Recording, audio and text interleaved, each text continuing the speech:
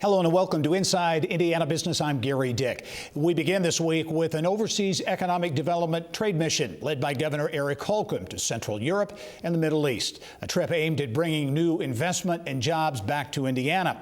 Now, the governor and other state leaders have spent the past week in Slovakia and Israel, where Indiana already has strong business ties. First stop, Slovakia. Evansville-based plastics manufacturer Berry Global has a big presence there. So does Warsaw-based medical device maker Zimmer Biomet. Indiana exports more than $1 million worth of products to Slovakia. Second stop, 1,400 miles to the south in Israel, where a company based there, Doral Renewables, decided Northwest Indiana was the perfect place to build Mammoth Solar, which will become the largest solar energy project in the United States. We were one of the few television media outlets to talk with the governor from Tel Aviv. He had just touched down there, and he shared his take on economic opportunities, the upcoming global summit in Indiana, and the impact the Russian war in Ukraine is having on the region. Okay, Slovakia, the first part of the trip. Talk, if you will, big takeaway, a major takeaway from that portion of the trip. Well, that part of the world is overwhelmed by the exodus of civilians and right. Mostly women and their children. And so that has a huge overwhelming effect on mental health services, education. You know, a lot of these kids, 280,000 have gone from Ukraine to Slovakia alone. About 50,000 in the first 4 days. They predict about 40,000 are still there. And so they all need services, and they came off of COVID and their education was disrupted for a couple years as it ebbed and flowed. And now they're into a war effort. And this is going to require the world standing up, not just to help, but also rejecting Putin's war machine. Yeah, how can Indiana play a role in that briefly, if you could? Well, certainly we can send supplies. You know, we asked, we didn't want to be a burden, and we asked what they needed. Slovakia included, Ukraine and Slovakia. And, you know, to have a company like Eli Lilly headquartered in Indiana who's supplying insulin, that's a huge deal. We have hospitals that are sending supplies. We can send, you know, we took over athletic equipment and art because these kids are sitting around right now waiting on how to plug back in to get their education.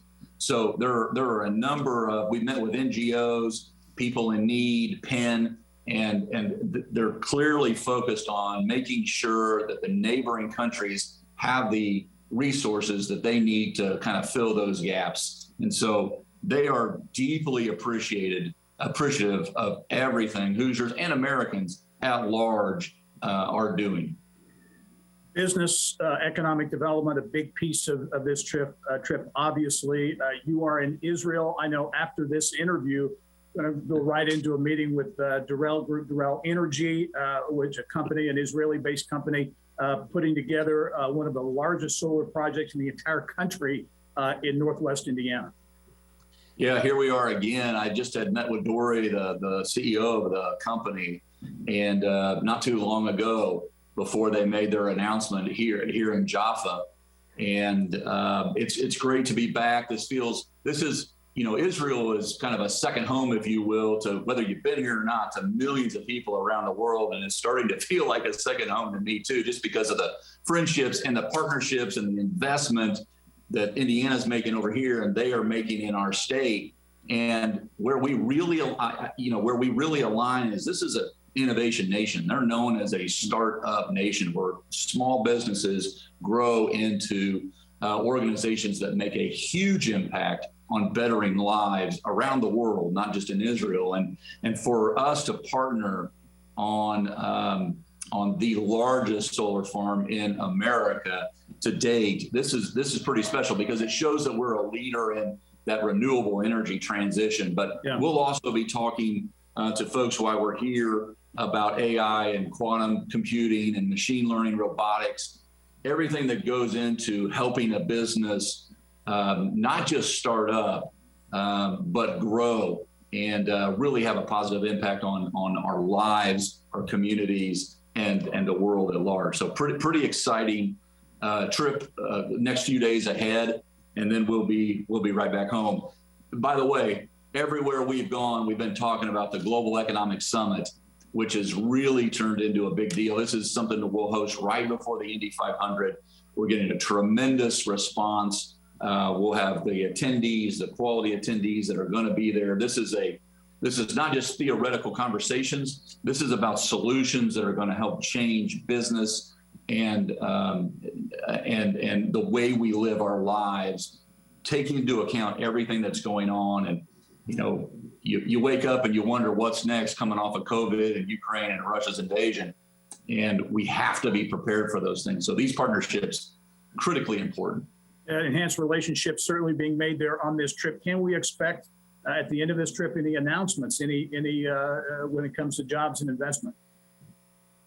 Well, I won't date stamp anything, but we're bullish. Look, we've had a extremely strong first quarter in comparison to last year, where we set a lot of records at the IEDC. We're already knocking on some of those records, and we're on a path that is as hot as I've ever seen it. And so, yes, I'm confident that there will be more good news that comes out of Israel and Indiana as we continue to chart our course together. Governor Eric Holcomb from Israel. How big is Indiana's tie with Israel? Well, the state is the 4th largest exporter to Israel in the Midwest, the 19th largest in the country.